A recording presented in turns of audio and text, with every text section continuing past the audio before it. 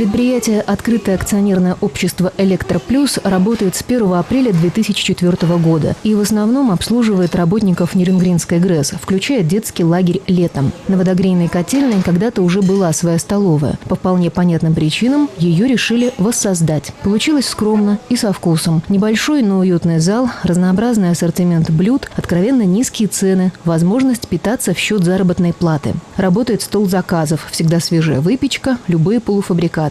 И самое главное, как и прежде, на стол попадают только качественные, проверенные продукты. Принимаются заявки на проведение юбилеев, праздников и других торжеств. Коллектив в столовой небольшой. Здесь работают всего 2 человека, в том числе ведущий повар Светлана Горячева, человек с доброй душой и золотыми руками. Именно так отзывается о ней директор фирмы Любовь Шафикова. Кстати, в планах директора есть и довольно-таки смелые решения. Например, освоить китайскую кухню и предложить посетителям новые, может быть, не очень привычные блюда.